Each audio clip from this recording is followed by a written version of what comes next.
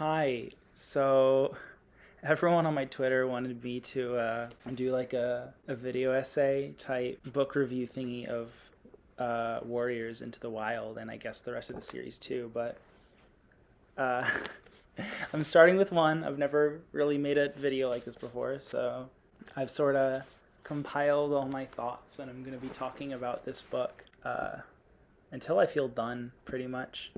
I'm first going to kind of go through the plot, and then I guess I'll give my comments on it. Just things I thought were interesting, things I sort of had jump out at me, and things like that. So I kind of want to preface this with I started reading Warriors when I was in third grade 9 years ago in 2000, 2013, I guess.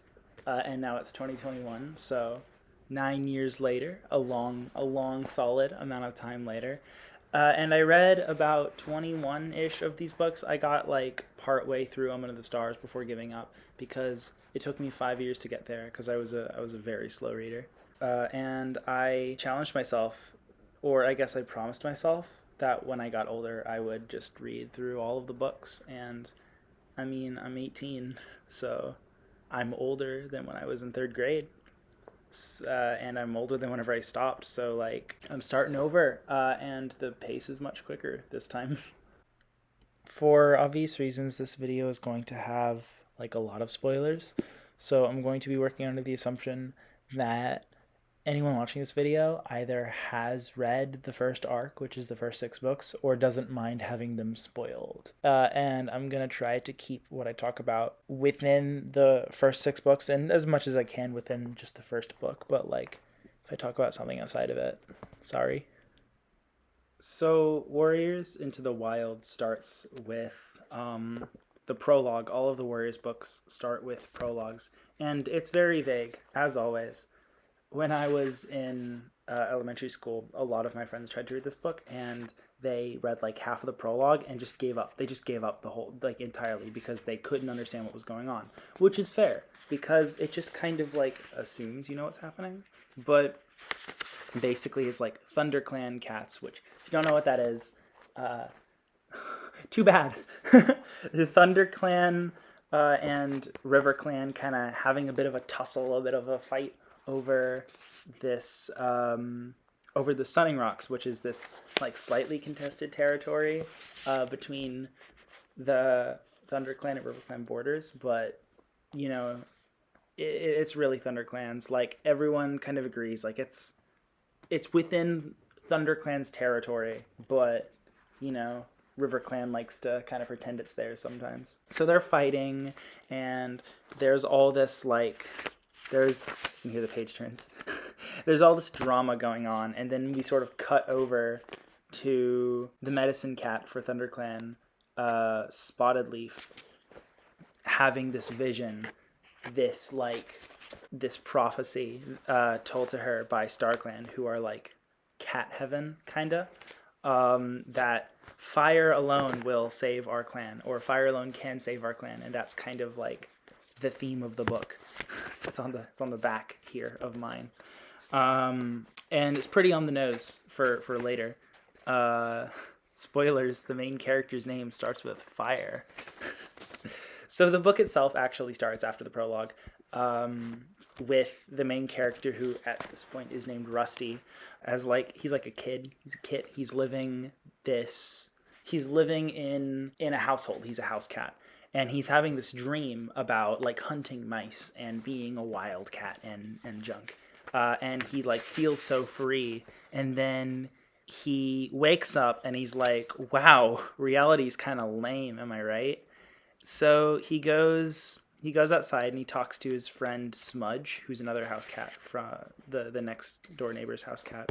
Smudge sees that Rusty is kind of like going towards the woods, and he's like, hey, I wouldn't go in there. It's pretty dangerous. And Rusty's like, okay, loser. And Rusty kind of complains that this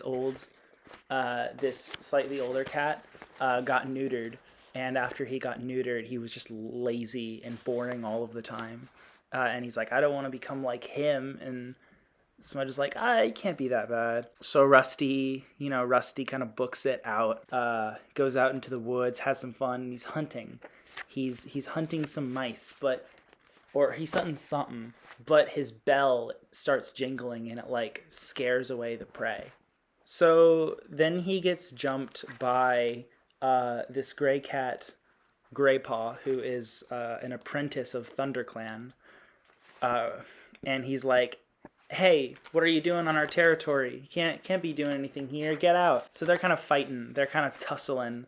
And Rusty's actually a pretty good fighter. I mean, he's doing pretty well for himself for, a child, a little baby who's never been trained.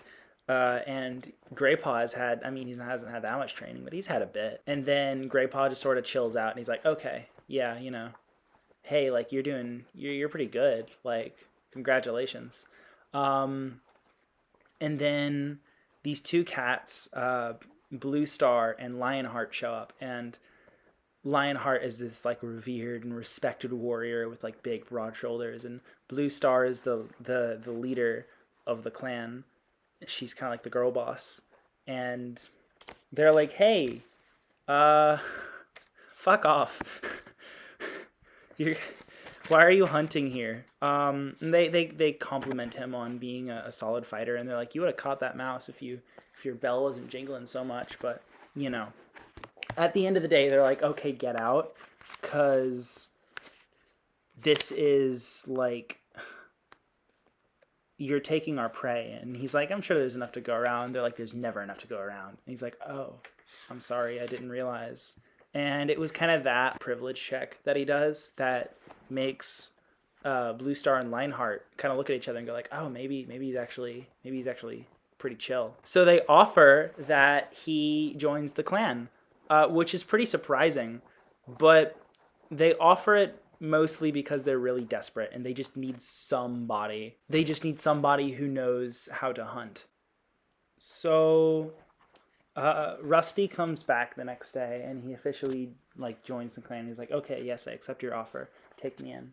So they bring him back to the ThunderClan camp, where he sort of announced like, this is a new recruit into ThunderClan, and everyone's like, what? Huh? But you gotta have warrior blood to be a clan member. He has kitty pet blood. Kitty pets are what they call house pets in the clans. So he's pretty upset about that. And I think it was Lionheart was like, hey, are you gonna let him just challenge you like that? So Rusty goes and he jumps on this one cat, Longtail, who's being like particularly rude, and he gets in a pretty nasty fight with Longtail, and he's doing pretty solid for a child against like a full-grown warrior. It's actually pretty impressive. And then his collar snaps in the fight, and that's kind of like his symbolic moment for officially kind of becoming a wild cat and not a kitty pet, a house cat anymore.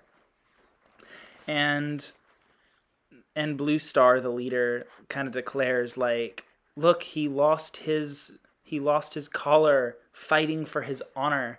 So I pronounce this cat Firepaw. That's his name now. His name is Firepaw.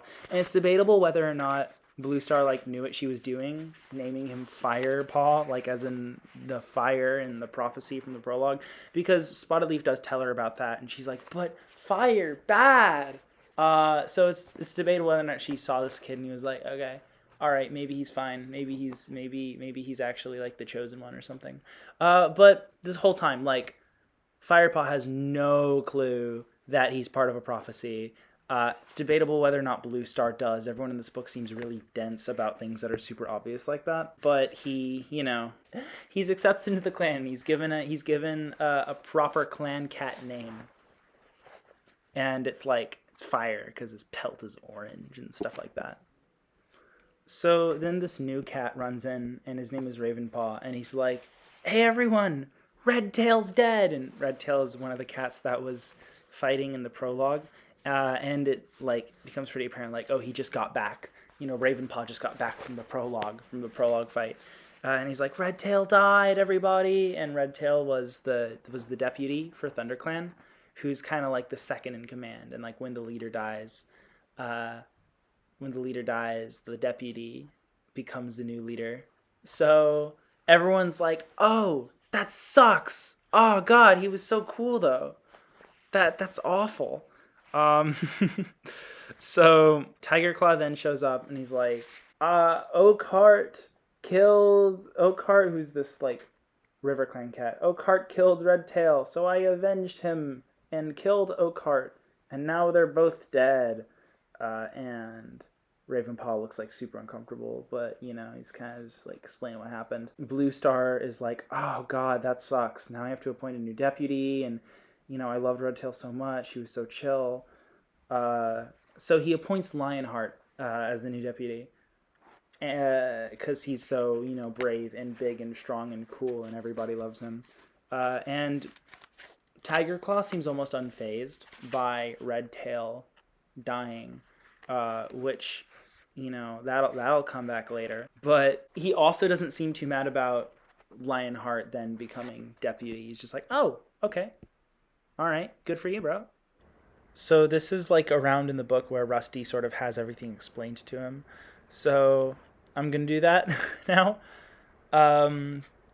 There are 4 clans: Thunder Clan, Shadow Clan, River Clan, and Wind Clan. And the main current rival with Thunder Clan, that's the main characters, is Shadow Clan.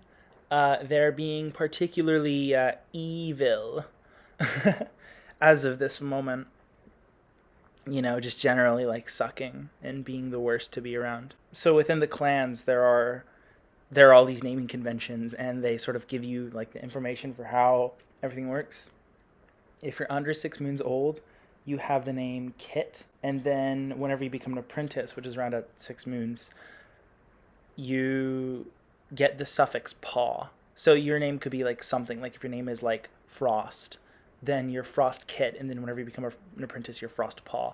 And then whenever you complete your training, you become a warrior, your leader will grant you a warrior name, which will be like it could be anything. The suffix can be anything as long as it's like not already a suffix that's denoting rank. So no kits, no paws, no stars, but you can be like fur, pelt, it's tooth. It doesn't even have to be cat related. Leaf, like the character Spotted Leaf. And then finally above that, and this is the last time that you would get your name changed if you even got up to this point, whenever you're a leader, you get the name Star granted to you, and that's kind of like the final, yeah. And it's granted to you by Star Clan, who that's Cat Heaven. And in this universe, Cat Heaven is real. It's not just like a faith that they have. It is like actually real, and it does have a physical effect on the material world. And leaders do get 9 lives, as in they can literally die like 9 times over and be fine. So Firepaw meets the rest of the apprentices, and there are only 2 more, so it's 5 total. Him, Greypaw, Ravenpaw, Sandpaw, and Dustpaw. And they sort of form these 2 like groupies. So you have Ravenpaw, Greypaw, and Firepaw sort of all as this one like friend group, and then Dustpaw and Sandpaw are their own friend group, and Dustpaw's kind of like the mean girl. So there's a little bit of drama going on there. And the next day, they begin training, or the others have already been training, but this is Firepaw's first time. He doesn't even have a mentor, and every apprentice is assigned a mentor. Boost kind of trains with them. So after some time, nothing really special happens in the training, except for Tiger Claw being really mean to his apprentice Ravenpaw, who is the only gay character other than Barley, by the way. Like, I don't think homophobia exists in the cat universe, but it definitely exists in real life.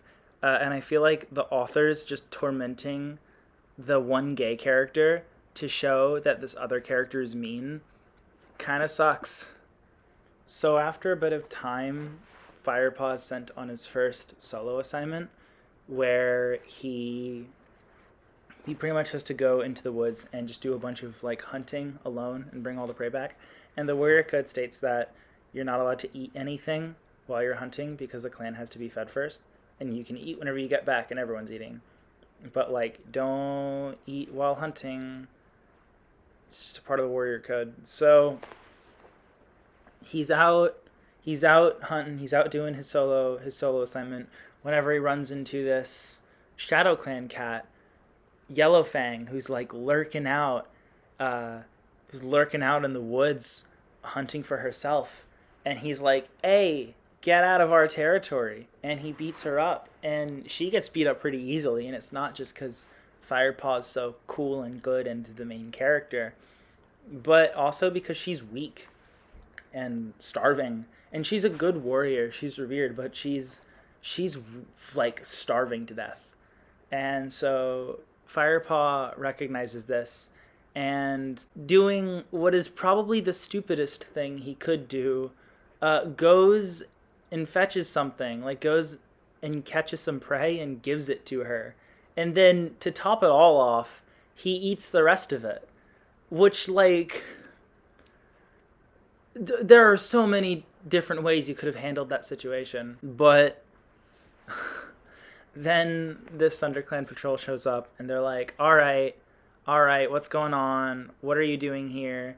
And the cat's like, okay, I'm Yellowfang. I done been kicked out of Shadow Clan. So they take her in as like a prisoner. So Firepaw's punishment is pretty much that he has to take care of Yellowfang as the prisoner of ThunderClan, and has to like halt his training, and he has to like do that for a while. I mean, it goes on for a bit. Nothing really important happens other than like he sort of becomes pretty fond of Yellowfang, uh, even though she's mean and grouchy and old and just rude.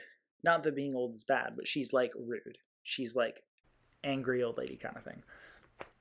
But he's like, "Oh, you're actually pretty chill." And then Blue Star's like, "All right, that's enough. After some time, you're good. You're solid. Uh, you should get back to training." So, first training assignment since he's gotten back into training, he, Greypaw, and Ravenpaw all have to go like hunting alone separately in these like specific assigned areas of the territory, and they're all going to be watched closely for what they do. So Greypaw is sent somewhere insignificant. Ravenpaw is sent by the poisonous snakes that can kill people. Uh, Tiger Claw's choosing where to send people, so he of course sends the gay one to the place where you can die. And then Firepaw is sent like by his old house. And none of this is really said out loud, but like it's obvious. Like, okay, he's sending Firepaw by his old house. He's sending Ravenpaw somewhere where he can die, and Greypaw is just kind of going somewhere insignificant.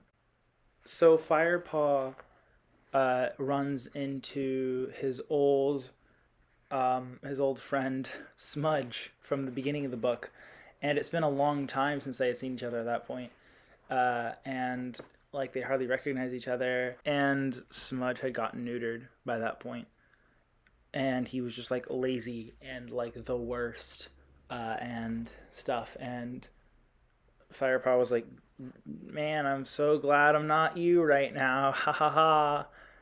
So, and then he goes back to camp, and Tiger Claw's like, "I know exactly what you did." And then Greypaw shows up, and he had a solid amount of prey that he brought back. And Ravenpaw comes back, and he killed an adder. He is holding an adder, a poisonous snake. And everyone's like, "Whoa, that's actually really cool and impressive." And Tiger Star is just kind of mad that he didn't die.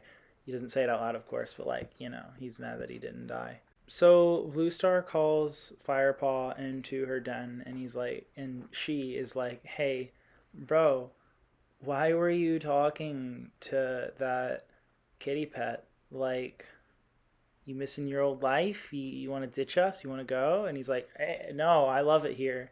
And this has only confirmed that. And so I was like, okay, fine, I believe you, but like I really need only people who are going to stay here when things get really bad and like not abandon us and abandon the clan. He's like, okay, I understand, but like I ain't going anywhere. So then, because they all did so well on the assignment, even though Firepaw didn't do well on the assignment, um, him, Ravenpaw, and Greypaw are all sent to go to the clan gathering, which last clan gathering Sandpaw and Dustpaw went to, and that was like, they kind of rubbed it in their faces, like we're going to the gathering of all the clans, and you're not. So now they are going to the gathering of the clans, and Sandpaw and Dustpaw are staying behind, and they're all pissy about it. So they go to the gathering of the clans, and they're kind of told like, all right, hush up, don't like reveal any clan secrets or, say anything that might help other clans in battle. So they're all kind of gossiping with the other clans, trying not to share too much, and just like having fun and meeting everybody. And Wind Clan is just like not showing up. So because they have this like extended period of Wind Clan's absence, they have a lot more time to like hang out and chill. So one thing they notice is that there's like this really small Shadow Clan apprentice, and everyone's like, hey, you're tiny. And he's like, oh no, I'm just small, my mom's small too. But everyone's like, oh, okay, bro, all right, dude, kind of look like a child soldier, but like not gonna accuse anyone of anything here. And Tiger Claw is off gossiping about the battle in the prologue, and he's like, Oakheart killed Redtail, and I killed Oakheart because I'm so cool, and I avenged him. It was great. And Ravenpaw's just kind of like, that's not what happened, under his breath. So Ravenpaw starts telling the story, and he's like, Redtail killed Oakheart. Like in Ravenpaw's rendition of the story, Redtail killed Oakheart. And then he doesn't really say who killed Redtail, but Tiger Claw is staring at him like intensely. And then everyone's like or not everyone, but Firepaw's like, oh shit, Tiger Claw killed Redtail, which was like, the biggest yeah duh aha moment in a book. I mean, like, not the biggest one, but like it's pretty, in your face. Like, bro, of course he did. His name is Tiger Claw. He's the only character in the first book with a claw name. His first name Tiger. I mean, like, Severus Snape level naming right there. So even though Wind Clan hasn't shown up yet, the Shadow Clan leader Broken Star, which, by the way, super evil name, Broken Star, is just like, all right, look, I'm just gonna start talking. Wind Clan's not gonna show up because we kicked them out of their territory and we raided their camp because they wouldn't share their hunting grounds with us, and we're gonna do it to all of you guys if you don't give us your hunting grounds. And River Clan's already given us hunting grounds, and we deserve it because we're the best and we're better than you. Uh, and you should give us your hunting grounds because if something bad were to happen, you need Shadow Clan to protect the rest of you, bitch ass clans, little babies. And Blue Star's not gonna be like, no, screw yourself, like there at the gathering, because that would suck. Or that wouldn't suck. That'd actually be really cool of her. But like that would suck for ThunderClan because then Broken Star's just gonna like declare war during the gathering, which that would suck. So she's like, oh, I'll discuss it with my clan and get back to you later. And then Broken Star's like, all right, fine. By the way, there's this like evil Shadow Clan rogue who's going around, and he's a threat to your kits. So if anyone sees a Shadow Clan rogue, stay away. They're a threat to your kits, to your little babies. So everyone, especially Tiger Claw, is like, let's kill Yellow Fang. Let's just kill her now. So Firepaw books it back to the camp to tell Yellowfang, like, hey, you're in danger right now, they want to kill you. And she's like, look, as long as you're here and you believe I'm innocent, maybe they'll listen. And everyone kind of gets there, and Blue Star's like, yo, chill out, he didn't mention her by name, the kids are fine, the kids are safe, there's no problem, chill out, she's my prisoner, she's not going to hurt anybody. But she's still a little cautious and stuff. But, you know. So Blue Star has Firepaw, Ravenpaw, and Graypaw go on a very special mission with her to the Mothermouth, which is like this abandoned mine quarry, where like inside of it is like a glowing rock that Star Clan channels itself through.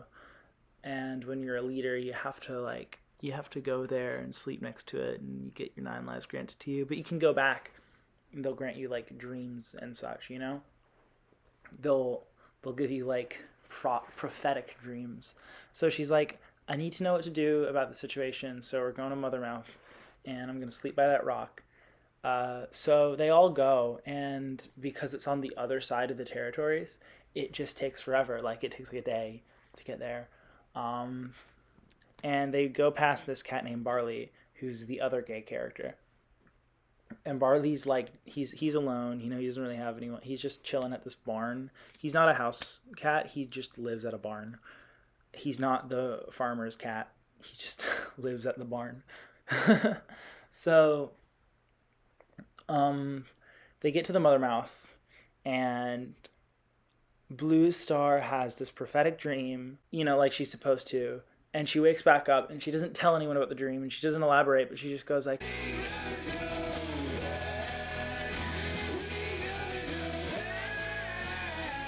we're on the way back. Barley's like, hey, don't go the way you came, because dogs are out now. You should go this other way through the cornfields.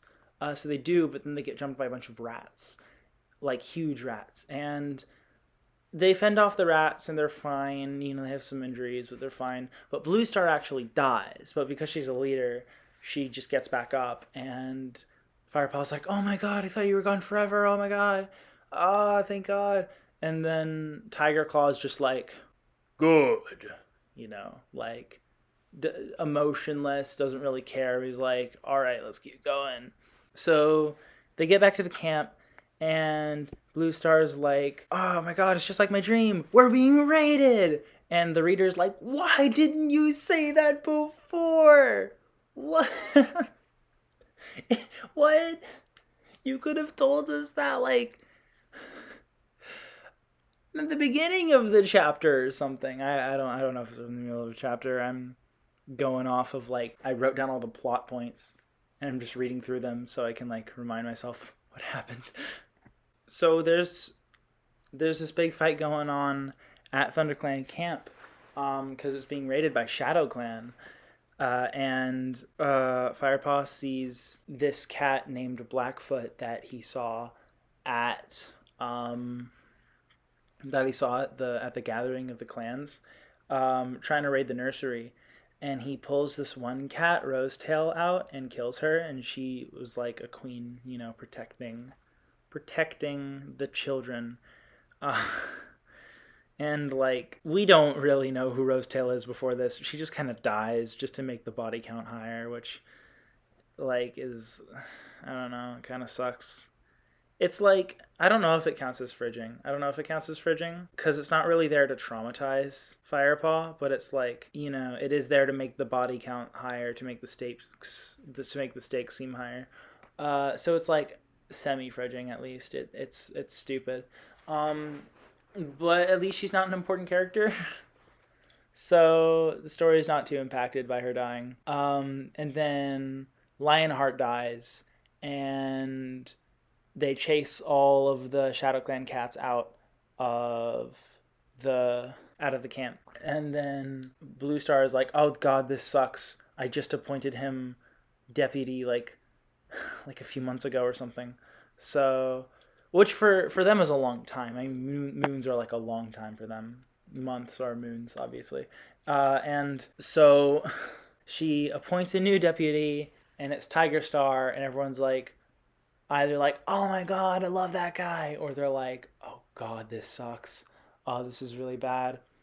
So she points to Tiger Star, new deputy. Tiger Star immediately starts spreading rumors about Ravenpaw sneaking away during the journey to go tell ShadowClan that ThunderClan is vulnerable and that it's a good time for ShadowClan to attack, which isn't true because Ravenpaw was with them the whole time. So it's just a blatant lie. It's just really stupid. So Firepaw overhears Tiger Claw talking to his two sidekicks, Darkstripe and Longtail, about how Ravenpaw's a traitor and they need to get rid of him, which presumably means kill him. And Firepaw goes and tells Ravenpaw, and Ravenpaw's like, okay, yeah, that makes sense. I did kind of see him kill Redtail, and no one can know that Tiger Claw killed Redtail. That would be bad for them to know that. So Firepaw goes and tries to talk to Blue Star, but he can't seem to find an appropriate time, like no matter what. And then Blue Star's talking about like, oh, I'm so glad we have such a great and powerful and loyal warrior as our deputy. Fireball's like, oh my god, I can't tell her. Oh god, this sucks. And then they have like their first real training session together, which is like weird because a while ago, like actually back whenever Firepaw finished taking care of Yellowfang, Blue Star declares him her apprentice. So he's her apprentice now, he has been her apprentice, but now they're actually doing training together.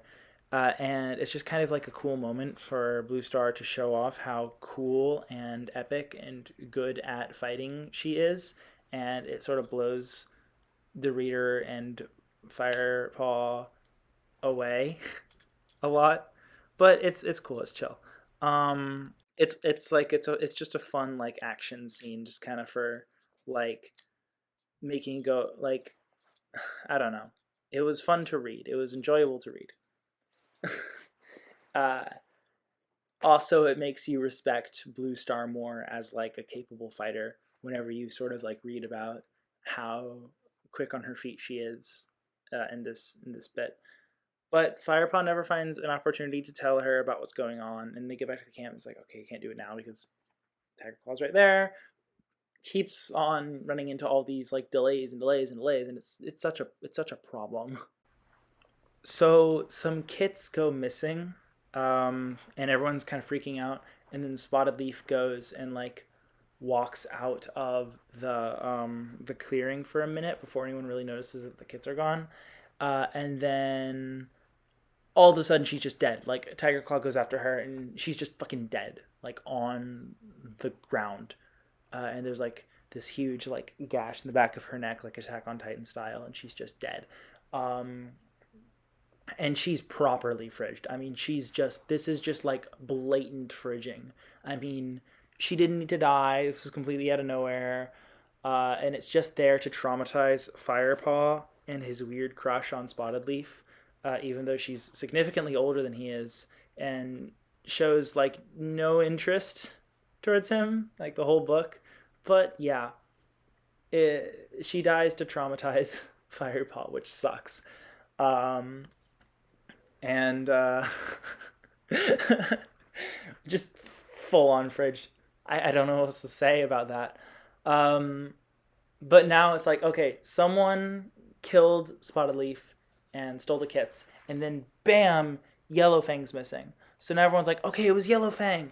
You know, they were right. Yellowfang's a threat to the kits, and she killed Spotted Leaf. And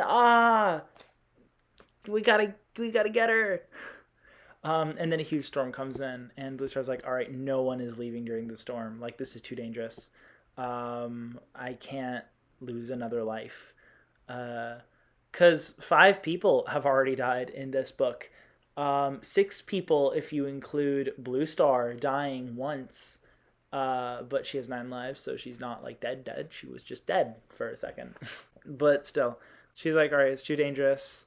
No one's gone out in the storm. And then she calls Firepaw into her den, and she's like, all right, actually, no, you are going to go out and search for her, because if Tiger Claw finds her first whenever the storm clears up, he's just going to murder her. So Firepaw's like, all right, yeah, no, I understand. And he goes and gets Ravenpaw and Greypaw to come with him. And what they're actually going to do is they're actually going to go bring Ravenpaw to Barley's farm and just have him live there, because, the camp is too dangerous for him now that Tiger Claw wants to kill him. So they go bring Ravenpaw to Barley's farm, pretend he died, and then go off to ShadowClan territory to go try to find Yellowfang. And they do find her. And she's like, hey, look, don't look at me. I didn't steal the kits. I was actually trying to find them. It was Clawface who killed Spotted Leaf and took the kits. And Broken Star wants to recruit the kits as warriors, and he's been using child soldiers, basically. He's been training kits super young and declaring them warriors before most kits would even have been declared apprentices, just as like cannon fodder, pretty much. And that's like the whole dealio there, child soldiers. And it's like, whoa, big surprise. It's almost like we saw a child soldier earlier in the book. So Yellowfang's like, hey guys, look, Broken Star has been kicking all of the elders out to go hunt and live for themselves in the outskirts of the territory. And they're all cats who have grown up and lived by the warrior code before ShadowClan was evil and bad like it is now. So I'm going to go get them, and they're going to help us fight Broken Star and get the kits back, because they care about the warrior code. So they go or Yellowfang goes and gets them and brings them back, and then they all make like a plan of attack, and they're all like, okay, we can't sneak in and grab the kits, so we're just going to go rush the ShadowClan camp and just take all the kits, and just like, we're just going to bring them back, save them violently. So they all burst in, and they violently save the kits, and they have a fight, and no one actually dies. And Yellowfang has like this climactic like showdown with Broken Star, where Broken Star starts talking about all the evil things he did, and he's like, I actually killed my father. Crooked Star. It wasn't Crooked Star. It was Raggedy Star. Some evil guy named Star. But his dad was actually a cool person, the previous leader. He's like, I killed him for power. I wanted to be the leader, and now I am. And I killed children for fun. All very evil, all very Disney villain. And it's very clunky because it's in the middle of a climactic battle that he's just saying this. And then he like stalks off backwards into the woods, and he's like, this isn't over, apprentice, while looking at Firepaw. And the battle's kind of done, and everyone's like, thank you. You helped us get rid of a cruel and evil leader, which is very funny because literally 2 pages earlier, they were fighting him, and now it's just like, thank you so much, and it's like, I don't know. It's like, I feel like if you just saw your whole life, even if your leader was evil and terrible and cruel and treated you like garbage, if you just watched him die, or not die, if you just watched him get kicked out, like, your whole life just got uprooted. And even though your life sucked, I wouldn't expect you to immediately go like, thank you so much. Thank you so much. I would expect you to be more like, oh my God, I'm in shock. Watching all this happen, I can hardly process what just happened. And maybe later you'd be like, thank you so much. But like immediately, I don't know. I feel like you need some time to process that. So Blue Star is like, okay, you guys did so good. You demonstrated yourselves to be true heroes and warriors and members of the clan. Also, it sucks so bad that Ravenpaw died. Oh no. So you guys are warriors now. And she declares that their new warrior names are Fireheart and Graystripe. And Fireheart and Graystripe, both of them have to take like a vow of silence for the night and sit vigil and guard the camp alone. It's like a very important becoming a warrior ritual kind of thingy. And then, like, this sucks because Fireheart's like, I still need to tell Blue Star about Tiger Claw. Oh no. And then he's like, okay, fine, I gotta do this important ritual. And so sit in vigil. Tiger Claw's kind of glaring at him, and he's like, well, I may have made an enemy out of you, but you've made an enemy out of me. And then the book ends. And that's it. That is Warriors into the Wilds by the Aaron Hunters. So this is the part of the video where I'm supposed to tell you about my thoughts about the book as a whole. uh, and I liked it. I mean, like, it's not perfect. It's not great. Maybe it's not even good, but it has a lot of nostalgia value for me, and it was very engaging, which is something I appreciate. Uh, and the descriptions in the book are very vivid. I couldn't find any that I wanted to read out loud. I also didn't really want to read out loud, but I mean, flipping through the book here, the narration was very vivid, and I think that's always a good sign. I think it always makes a book more engaging and more fun to read. The book kind of runs in these two simultaneous plots that both begin at different points and have their own climaxes kind of culminate at the end, which I think is satisfying and a nice way to write the story.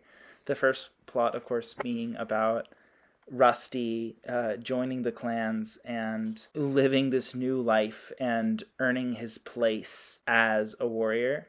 And the other plot, which starts about halfway through the book, is about Shadow Clan threatening the other clan's territory, which is a branch off of the general, like, kind of famine that's happening throughout the book, which is also the reason why Firestar is appointed in the first place, because he can hunt.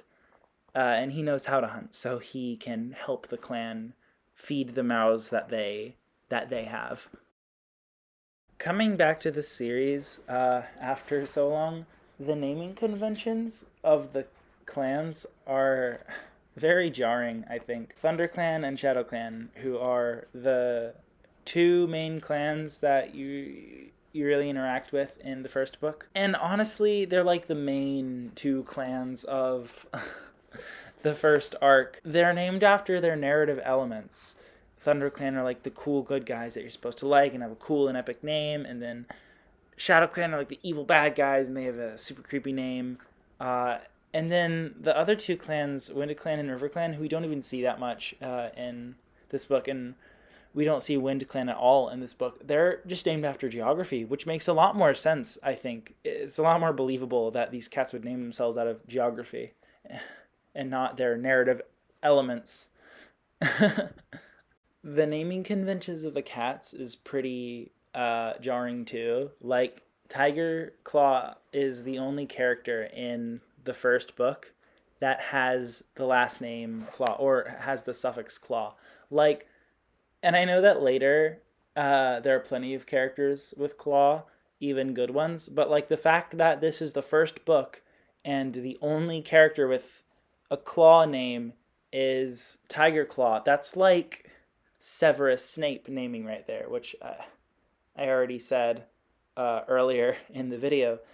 But like it's pretty out there. It's pretty jarring, I think. And then like Lionheart is supposed to be like the cool good guy, so he has a very stoic and heroic name and whatever. Which, like, okay. Uh, I think it's really cool that Blue Star is like the girl boss leader of ThunderClan, and that's kind of like the first introduction we have to leaders. So we sort of immediately get like the idea that this world is not bound by real life human misogyny, but that ends up not being totally true because there's this concept of queens, which are like mothers, and like a mother who's still raising their young, or a cat who is currently pregnant. And it kind of sucks because after you give birth, if you just want to go back and keep being a warrior, you can't. You're like, your role is now you're a queen. And whatever male cat, you were with doesn't really have to do shit. I mean, he can just keep being a warrior, doesn't have to stop and be a queen for a bit, or a king or whatever. He doesn't have to raise the kids. And I think that kind of sucks, that it's just assumed that the women are going to be raising the children, and not the men, and that everyone is just okay with this, and that absolutely nobody like has a problem. I think that kind of sucks. And also, like, there's nothing stopping male cats from being medicine cats, but the fact that the first medicine cat that we encounter is a woman, uh, paired with the fact that this book is fairly prone to fridging, uh, and that we've already established that female cats are expected to raise their children and not the male cats that also had a part in their creation. It just, I don't know, it just comes off as like, the expected role of women are caretakers, which that kind of sucks. What if a woman doesn't want to be a caretaker? Like Blue Star. I mean, she doesn't have to be, I guess, but like, what if you want to have kids and not be a caretaker? Like, why can't you do that? I mean, the guys do it all the time, but if you're a woman, you just have to drop everything. You can't even be a leader, cuz then you're not running your clan good, cuz you're a hormonal lady with children, and your place is in the kitchen. I think it's kind of fucked up that they try to like advertise as like, look, the cats are so gender egalitarian, and then they're not. I know I've already mentioned this a lot in my sort of explanation of the plot, but it sucks that the one gay character is constantly being like tormented, just as a way to tell the main character, who is not gay, that this other guy is mean and bad. Uh, it's like, why must the one gay character be tormented for the narrative benefit of a straight character? There's this bit really early on in the book, whenever everything's still kind of being explained to Fireheart, to Firepaw at that point. And Firepaw's like, hey, so why do y'all split yourselves up like this? Like, why can't you just work together and stuff and share your territory and not have four separate clans? And Tiger Claw's just like, you're stupid. And then I think Lionheart is like, hey, chill out. Okay, so the reason we do it like this is because we kind of always have. And then that's the end of that. And you'd think it'd be like foreshadowing for like whenever all the clans get together and like peace and love and whatever. But like, no, that doesn't happen. That actually doesn't happen at all. It's just like, it has no point. Why is this in here? He's making a good point. He's making a really good point. Whenever cats get neutered in this book, they get really lazy and like boring forever, which doesn't make sense because that's not how getting neutered in real life works. Also, the idea that your personhood is determined by your fertility kind of sucks. In the final showdown between Yellowfang and Broken Star just starts like spouting all the evil things that he does, which I've already, said. But like, why? I mean, it just doesn't make sense. It makes him feel like a Disney villain, which, like, these books are better than that. Like, I maybe I'm misremembering, but you're better than that, Warriors. And I feel like the first arc does this a lot, but after that, it kind of like, I feel like the writing gets better. The villains become less Disney villain and stuff. But as of now, it's like it's kind of jarring and it's kind of weird, and it's like this isn't the appropriate time to be bragging about all the evil things you do because you're fighting somebody. You're like in combat. I can't really think of anything else I want to say. I mean, I liked this book, and I'm gonna have fun reading the rest of these books, and hopefully all of them, and I'll become the lore keeper, which is my ultimate goal. I'll become the Warriors lore keeper. And I know I've kind of complained about a lot of things, but I genuinely really loved this book. I just had fun reading it. It's a fun book to read. It really is. So if you're thinking of reading Warriors, I would say go ahead and do it. I mean, there's a lot of people to talk about it with online, and I'm sure you have plenty of friends who read it when they were younger, and they'll have fun talking about it with you, I think.